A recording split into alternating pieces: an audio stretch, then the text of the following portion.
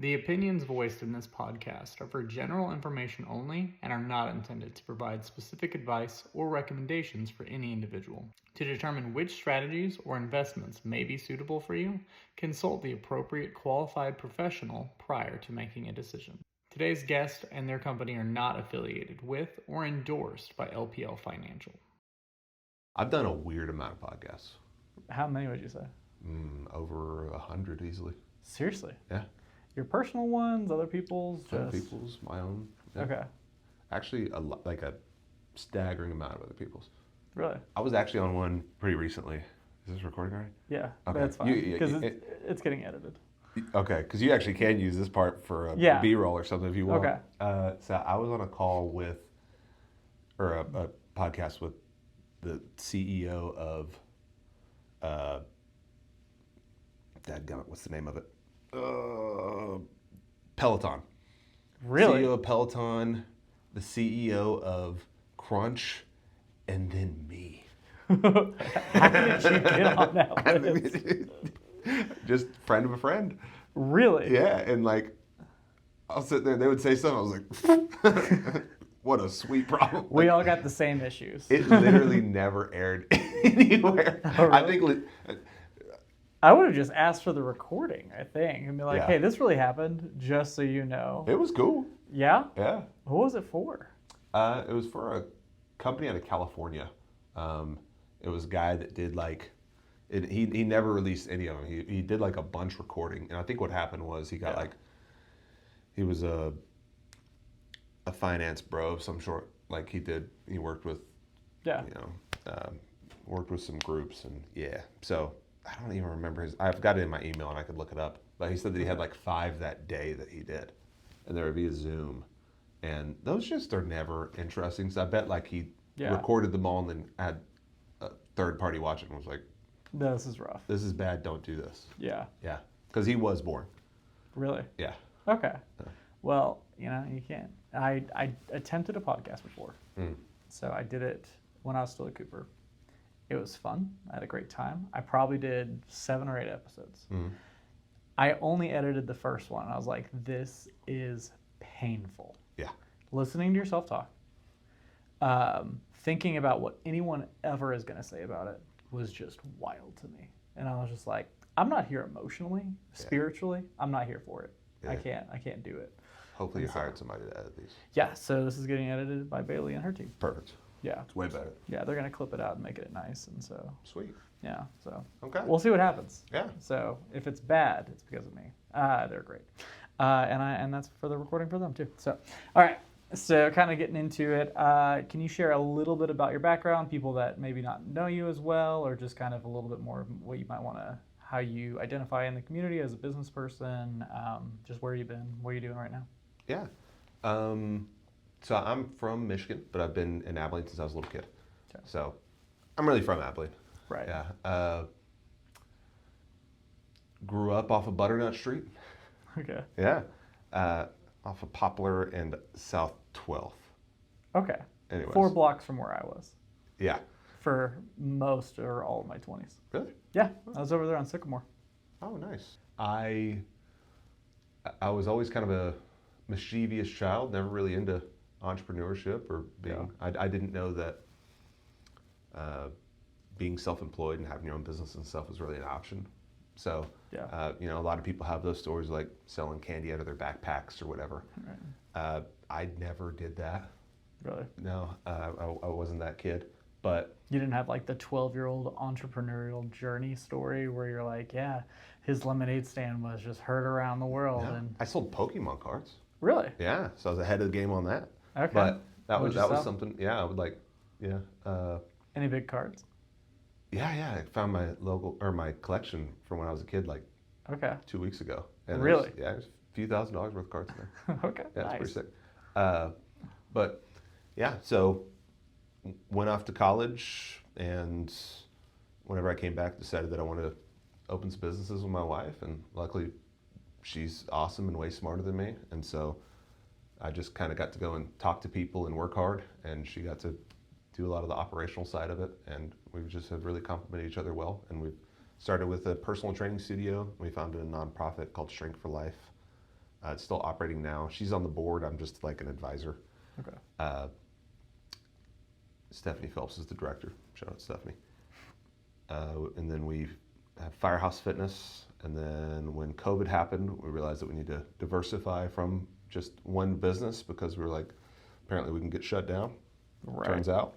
Yeah, it just shows up out of nowhere. Yeah. Yeah. So, at first I just drank a lot, and then I was like, okay, I need to figure out something else to do because this isn't great. Yeah. And I took the factory of strong people we had and started a moving company. Okay. And I was like, I started with my friend Isai Sotelo, and it was awesome. It did super well. And then after we got rid of that, started. Oh, and we bought the dye spot at the same time as Firehouse. Sorry. So really? the dye spot that like a month apart. Seriously. Mm-hmm. Yeah. So whenever we got married, we were also wanting a place to live. Yeah. It's a whole story. Anyways, but we couldn't get approved for a home loan, but we get approved to buy another business. Okay. So we were like, well, I guess we'll just do that. Yeah. Yeah. Owned that with my sister-in-law, Tara. And yeah, so just kind of realized like, okay, I can operate other businesses. I've always been like a personnel person. Yeah. Like that's kind of my thing. I think you actually heard me last time we were in a meeting together, not one of those meetings, but That was AA. it for was sure. not Yeah. one of those. No. But I've just always been the got a guy person. I've always been a connector and putting people together. It's kind of one of the things that I enjoy the most. Really.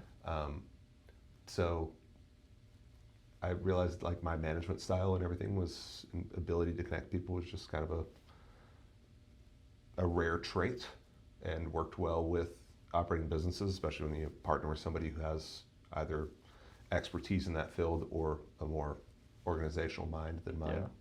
Yeah. And then started a private security company and did that for a little while. And then Bodegish, of course, we have the convenience store. There's something I'm missing, I'm sure. Oh, now I do commercial real estate. Oh, that's a new one. Yeah. Yeah.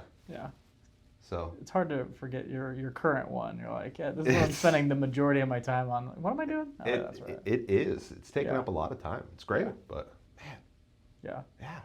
So you're kind of talking about like you figured out things that you were really good at Mhm. decently early on. What were the things that you were finding you were bad at? And that maybe you needed to offload or you needed to kind of rely on other people around? You kind of spoke a little bit, but maybe a couple specific instances. Yeah.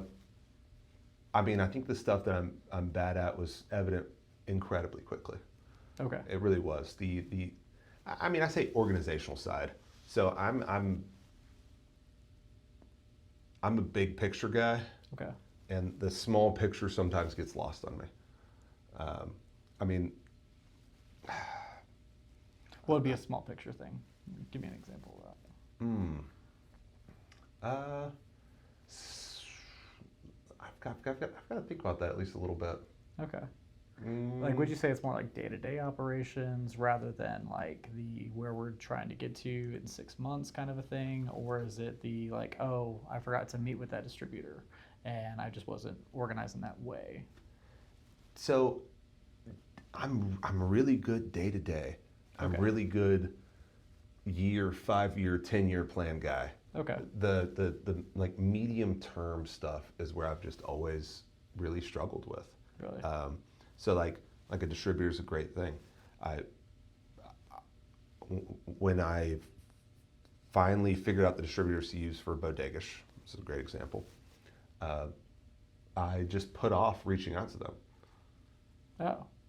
Now that I reach out with them and deal with them, I'm good at it. Yeah. It's great and got like that part works well. But like that initial contact with them, for some reason I was always like, hey, I'm going to do that, and then I would just get lost in the other tasks that I had to get done. Gotcha. Yeah. How did you overcome it? Did you offload some of your load to someone else, or was it like, you know what, I'm just gonna make a concerted effort to I got X amount of rats I gotta kill today. This is what I'm gonna do. Both of those things. Okay. So yeah, I did both. Offloaded a little bit of it. Same thing with the being good at finding people for the stuff. I just found people that were good at the things that I was bad at and Okay. It's like, this is your job. Yeah. Please. That's how we hire. Yeah. I Yeah. mean, really, like that's legitimately how we hire. Like, I'm putting you into this position not because like you're in charge of this, not because I don't think you can do a million other things. Please do if you want. But this is the thing that like and it's something that I do with all of my employees. Like, you're in charge of this, and I don't want to have to think of this anymore. Okay. So like, we'll do check-ins and see how it's going, but like, this is your thing. Yeah. Don't make me think about your thing, because your whole goal is to not make me think about your thing. Right. Literally, That's how you're getting paid. Exactly. You can do you can do everything else moderately okay. You need to do this great. Yeah. So you're the opposite of a micromanager in that kind of regards, where you're like, I want to forget about it. I don't want to be making sure you're doing something just as good as I'm going to do it or anything. Absolutely. You ever worked for a micromanager? Yeah. It's terrible. Yeah, it's not a good time. Yeah. You don't feel respected, for sure. But it's also, I understand it from the small business perspective, where like maybe they started with something, it was only them. They worked super hard. They made clients. They made a name for themselves. And then all of a sudden, they're now in this position like you. Hey, I got to be thinking more big picture. I have to pull myself out of this, and I need to replace myself. And so, like, I see where like that can be where some micromanaging tendencies might develop, of just like, hey, I want you to be handling this as well as I would do it. It probably comes from a really good place, but it doesn't feel like that when you're on the other side, and it doesn't work better for your business either. What I think that's a mistake that a lot of small business owners make, actually. They have the expectations of their employees and the people they put into these places to look at their business through the same lens that they do. And that is the meanest thing you can do to an employee. Right. It truly is, because if they have to carry this burden as well, good God. Yeah. But no, they're a part of the team as much as anything else. I mean, I think the proof is in the pudding there with my management style of that. Like, our employees, I mean, I've got a 8-year, a 6-year, a 3-year. Wow. I've got all of our contracted people that are at Firehouse are well over 5. Right. And I can assure you it's not because of the pay. Yeah. Respectfully. Yeah, you should talk to their boss about that. I should. Yeah. I can assure you that's not why. He should really be treating them better. Not because the pay or the benefits. No, it really is just because, like, I mean, I do a good job of like, and I don't just throw something at them. Like, if you were to come in and tell me that you're, a numbers-based guy, I'm not like, well, you're in charge of maintenance now. Right. Good luck. It's like, oh, you're in charge of numbers? Awesome. This is the number I care about. This is how I want this to look, and this is how we get that there. Yeah. I've definitely lived by you can tell someone what to do or how to do it, but you don't get to do both. Yes. And what someone else brings to the picture is the entire point. Mm-hmm. They should be coming up with different ways and alternative ways that might end up being better than what you're doing. Yeah. And might actually strengthen your business rather than, oh, they're going to ruin something because it's not the way I would execute it. Yeah. And so I see that a bit. And so to be a good leader, you need to have the ability to listen to them whenever they do have the better way to get there, as well as not be like, well, this is how we do it. Yeah. And that's something that's it. Also people do, and it's terrible. Yep. No one likes that guy. Well, this is how we've always done it. Right. Yeah.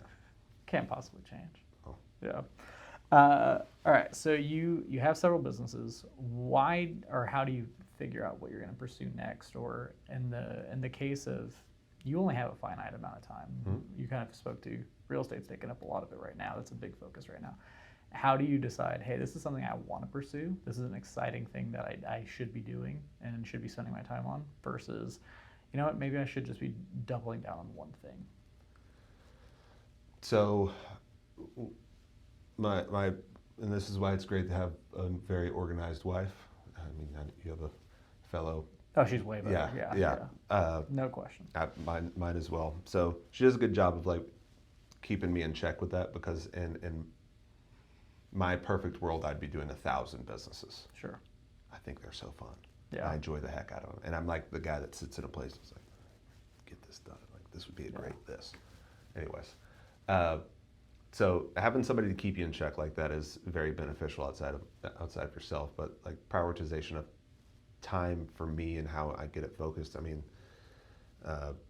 for any successful person, which I hope to be one day. Yeah.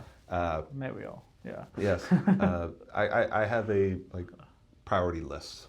Okay. Yeah, it's like, okay, this is what I like. This is how I spend my time. This is the things that I need to get done this week. This is the priority order of them. There's, kind of the secondary list from there, but there's a priority sheet, and I operate off of that. Gotcha. Yeah. How often are you able to do things outside of the priorities? Oh, all the time. Okay. Yeah, yeah. I mean, I didn't know if you're like, hey, I got 10 tasks. Each of them takes forever, but I need to make sure that these get done this week, or something's going to be on fire. no, I do a pretty good job of giving myself time and having fun. Yeah. Yeah. So you do a bit of business coaching too, Mm-hmm. and now especially that you're in the real estate, you're starting to work with business owners that are they're trying to scale up, scale down, change up what they're doing in their operations, and you're able to be a little bit of a voice into that. Mm-hmm.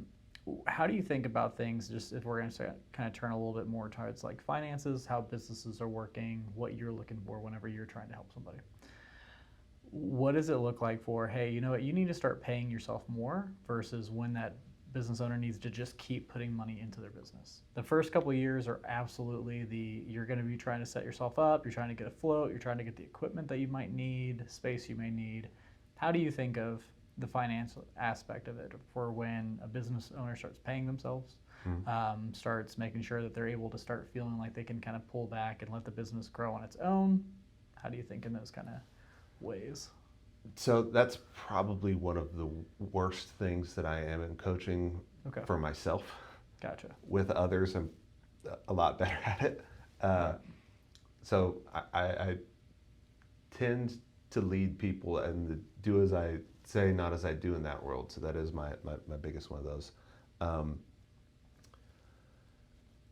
a big expectation setter. So whenever somebody or I meet with somebody and talk to them about it, I'm like, what is it like?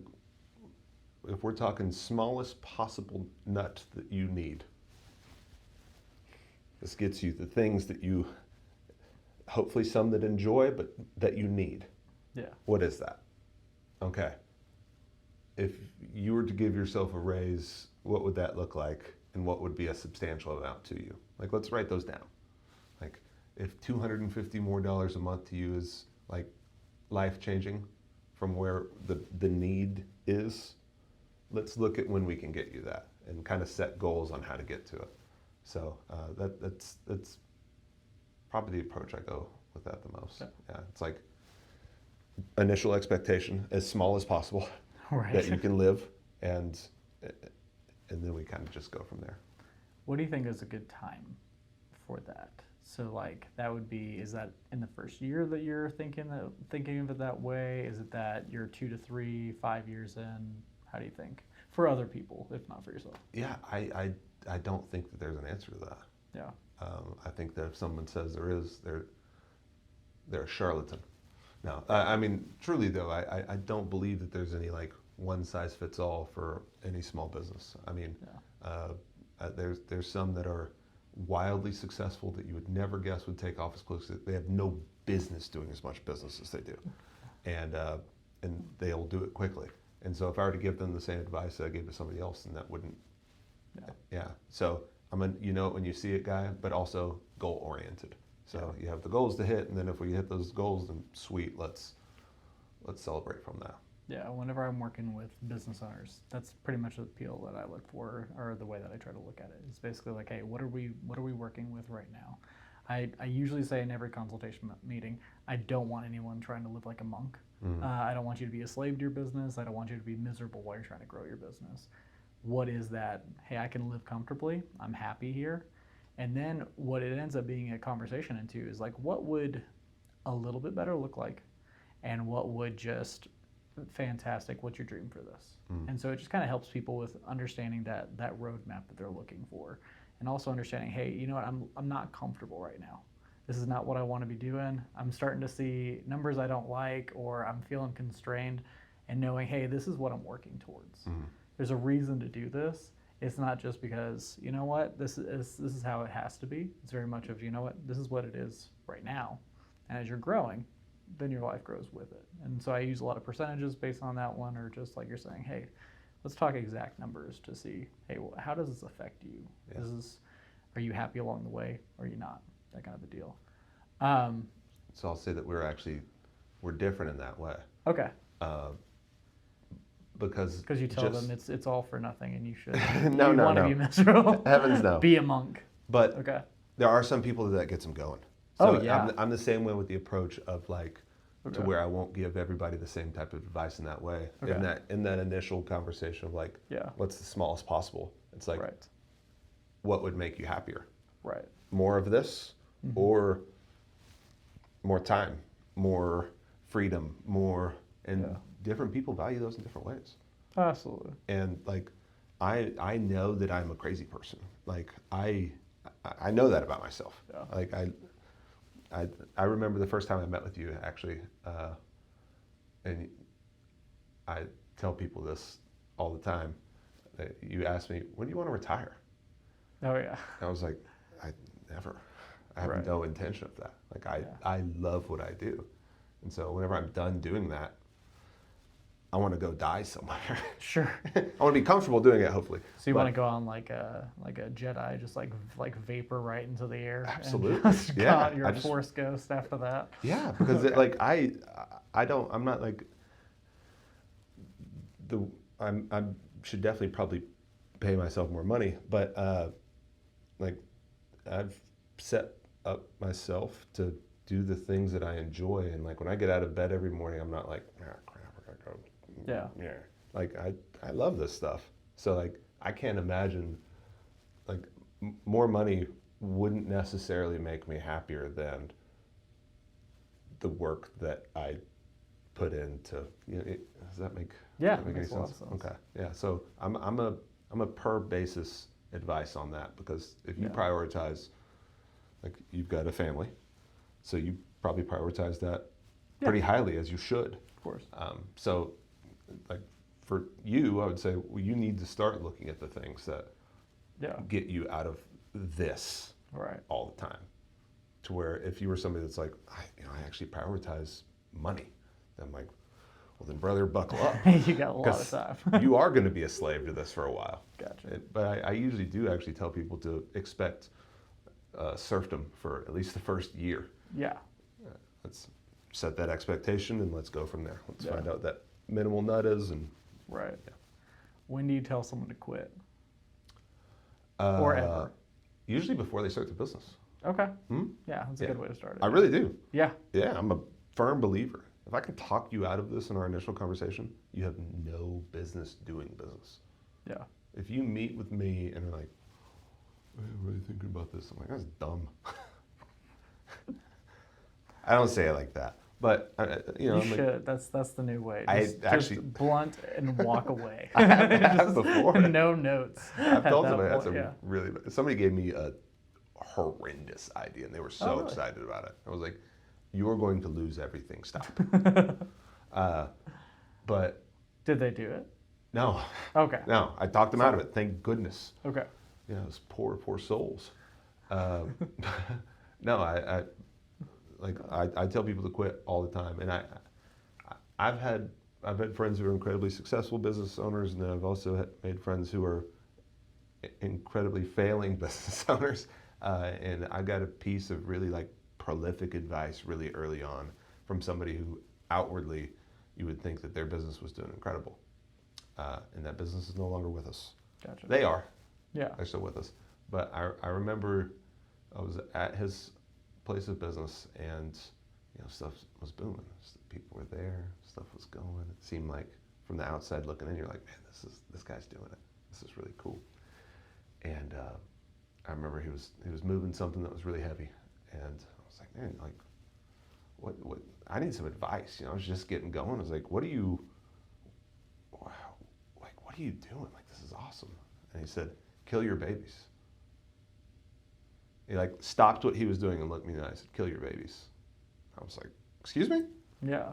You're a dad. Right. Don't say that. Yeah. He was like, no, kill your babies. He was like, just because you enjoy something Yeah. doesn't mean that, and just because it looks good and it's cute and it's fun and you just love the heck out of it, doesn't mean that it's gonna go. Doesn't mean that it's successful. He was like, Yeah. it doesn't mean that it can have this opportunity for growth. He was like, but it's my baby, you know? Right. But this doesn't belong.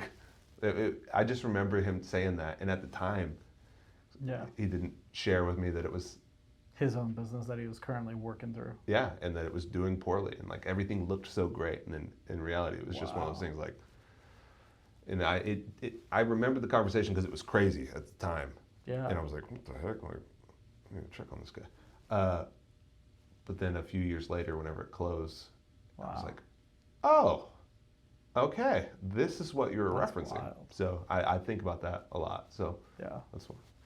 Yeah, I think most of the time when you're not really in business, you're just a person driving around, seeing a lot of buildings in there, seeing a lot of services, and like, oh yeah, that one's doing fine. From the outside, it looks very easy. It looks like, oh, they're just doing well. They're just killing it. You can't fail as a business, and then you drive by 3 weeks later, and it's just lights out. Mm-hmm. And so I just kind of wondering, like, just like, what is that line of just like, I don't know. Maybe you went ahead and answered that. I don't know. That's gonna get edited out. I don't know what's going on. All right. All right. So early on in business, what was a financial lesson you learned?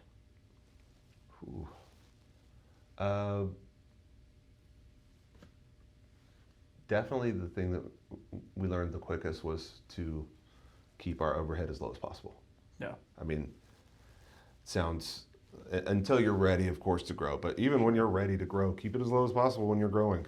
Yeah. I mean, that was something that was a financial lesson that we learned hard. You know, tried to expand and grow a little bit more, and then realized, oh crap, like this extra expense and this seemed like a good idea at the time when it's really just bleeding us for not that much. Yeah. So that was probably the financial advice at the beginning that I was like, oh.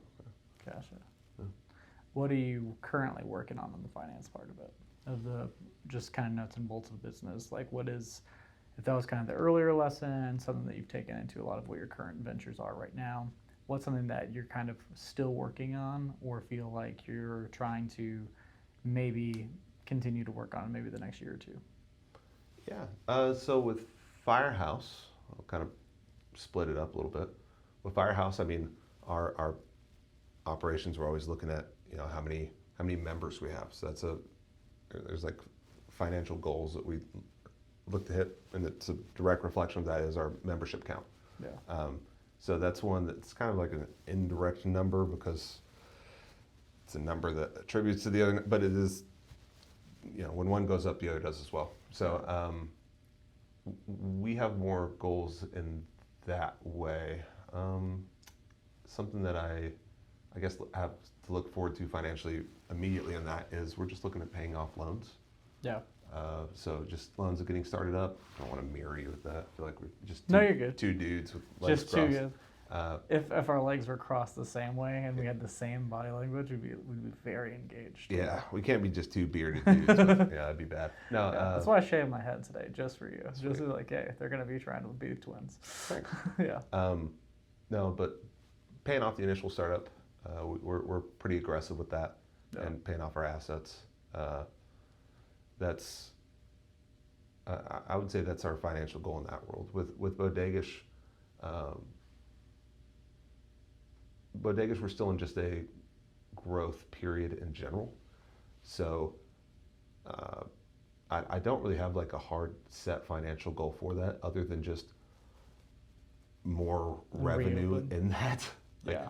Truly, like that's something that we're just looking for ways to get revenue and be aggressive with finding ways to get that done. Okay.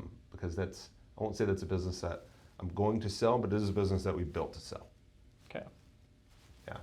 What would you say the difference is between building it to run it versus building it to sell? Because I mean, I didn't go into it with the intention of like, I'm going to do this for 2 years and then hopefully offload it to. Yeah, I'm selling it for every cent I can get for it. Yeah. This is something that I am looking at as community involvement and something that I would have enjoyed whenever I was working down here a lot more. So I want to look at that as like a kind of a fun business in a different industry that I hadn't gotten into, looking to expand it. And then, but when the time is there, we will do it. So let's make sure that we're building it in this way, and let's look at the different, analytics of what people look for whenever they're buying stuff. So. Gotcha. Mm-hmm. So you want them to put their offer for your business in the comments? Yeah, please. Okay, Yeah, that'd be please. nice. Okay. What are, let's go ahead and say, just kind of as you're kind of mentioning community, pretty much every one of your businesses are community driven. So how do you think that doing all these here in Abilene has been maybe slightly different in the way that your business has grown versus maybe a metroplex or a smaller town, larger, whatever you may think? Yeah, I mean, being that I'm from here and like truly love Abilene, like I'm a big fan of Abilene. It's great. I've always said that we've had more success here than we would have been able to anywhere else. I remember my first day in college in Arlington. So I remember like walking outside and going to the store and not knowing anybody and being like, this is weird. I don't like that. And just all of these like little things that happened when I was there of just, not seeing your friend or your teacher when you were, any of those little things that, like, I don't know, I just didn't have this connection to the place that was around me. I probably could have made it, but I remember just thinking like Abilene to me was always just really special and different for that. Gotcha. And I just think that it's something that I don't know if you're not connected with that here. The town, we're in the middle of a desert, or I guess on the edge of a desert. Yeah. It can kind of lose its shine a little bit. So. Yeah. So how do you think about the Abilene's growing like crazy? Yeah. So how do you think that's going to be changing in the way that you look at things like that, or the way that you're going to be targeting new market or growing your businesses? We're hoping to double here in the next 5 years in a perfect world. We have a lot of different kind of entities coming in. We have a lot of different kind of trades and businesses coming in. How would you market to those, or how would you change up what you're currently doing, or would you? I think a podcast game that you should start is you should take a shot every time that you mention a data center. Oh, just sure. right off the bat. Okay. Yeah, flat out. Just my piece of advice. So I was actually just at a lunch that we had a PhD economist talking to us about the growth of Abilene and The Ray Lewis lunch. the Ray Lewis lunch. Yeah. Yeah. I missed you there. I know. I Okay. should have been there. Next time. I got on the list for next year. Yeah, it was enjoyable, but that's exactly what he was talking about, was the growth of Abilene. And he was like, this is where y'all have been historically. This is where you are now. If you look at places that have these types of industries that are going into the city, this is where you are on this chart. And the time frame of like, he broke it down per quarter of the projects for data centers that have been begun. It was actually incredible. Yeah. I have the slides getting sent to me, and I'll send them over to you, because like looking at it, you're like, it's like the "You are here" sign on it, Right? And it was very eye-opening to be like, oh, so there's more coming. Not only are there a lot of people here right now, but and he broke it down even into the small data centers and the large data centers that are over 100,000 square feet. And the cities that have those grow quickly and continue to grow. Okay. And this is data, and that's with places that have different cost of living and quality of life and all of that. It was a very interesting thing. Yeah. But kind of just opened my eyes and had me asking that exact question today of like, what are we doing to sustain that? And I know with Firehouse, it's the example I'll use, and I'll do it with real estate a little after, as long as my answer isn't too long-winded. I know that we are a community-oriented gym, so that's kind of our thing. So our motto is strength and community. I think that's one of our things.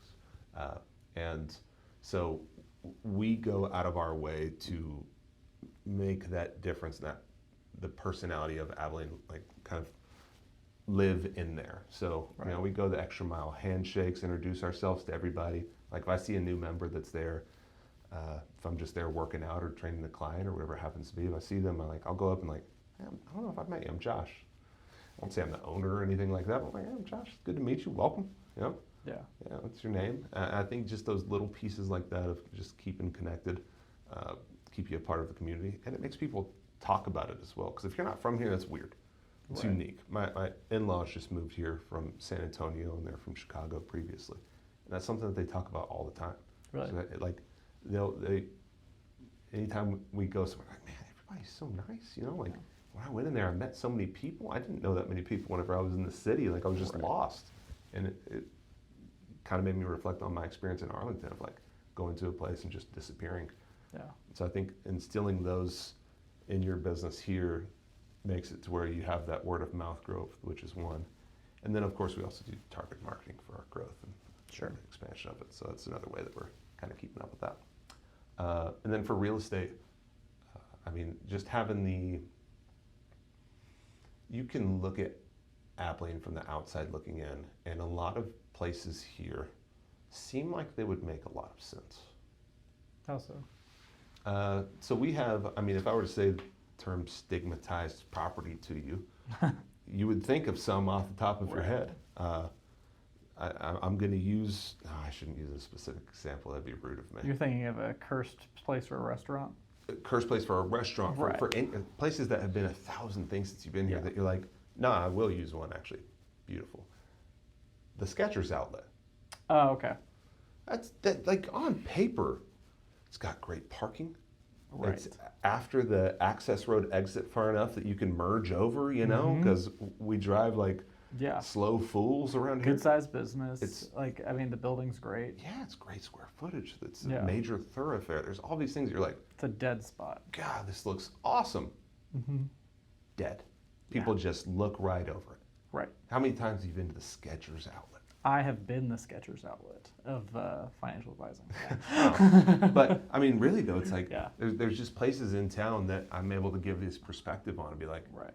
I know, The bones are, it's supposed to work. I get it. On paper, this is great. Are there other options? Because what else can we look at? And Right. being able to give that advice in real estate helps a lot. And you know, looking at places like I was talking to my broker a few weeks back about whenever he got into real estate initially. You know, I don't think he'll mind me telling this story. This is So, Clay McCullough of this is McCullough Clay. Properties. Yeah, Clay. Yeah. Clay McCullough Properties. Okay. How the hell are you? So Clay's first month in real estate, sells a business. He's like, sells a building. He's like, this is gonna be easy. You know, it's a real Right. estate thing. This is sweet. And then he doesn't sell anything else for 2 years. And Good so that Lord. it made him look at it and be like, oh my gosh, what do I need to do? Because he said that he remembered driving around and just looking at businesses and soaking them all in. And he remembers looking at hardware stores. And hardware stores were this really big need in this area. And he was like, I drive around, I'm like, where's the closest hardware store to this? Like, and he's like, this is exactly what we need here. Like Yeah. this is the building for it, this is the location, this is the area, this is like, it's got the rooftops to sustain it. It's got the proximity from other places. And from the outside looking in, because if they look at it at the same density level as they look at like a town slightly larger, or even a town our same size that doesn't have the regional draw that we have from all of our smaller communities around us, they're like, there's not enough people to sustain this. Like, what are you talking about? People will drive 15 minutes over there. And if you know anything about Abilene, Yeah. they usually don't. Right. They usually don't drive that extra You got 15 5 minutes. You got 5 minutes from their house. Yeah, and all the analytics to them told them, like, you don't know what you're talking about. And then about 5 years later, exactly where he was talking about, a hardware store went in there because Really? it started coming up on their analytics chart that they were like, oh crap, we need one of these right here because the proximity of it. Yeah. And so there's a lot of like little insights into the town that can be like, listen, this right here will work. Yeah. That's interesting. Yeah, so the little things like that in that world kind of help separate me, and just the like whenever while the growth is happening, just having that insight, I don't know, it's different. Yeah. And I don't mind telling people about it either, which I think a lot of people Yeah. do in that world. They're like, I'd rather get the sell than sit on my hands, and I'll be like, listen, that's a bad idea. Yeah. You gotta trust me on this.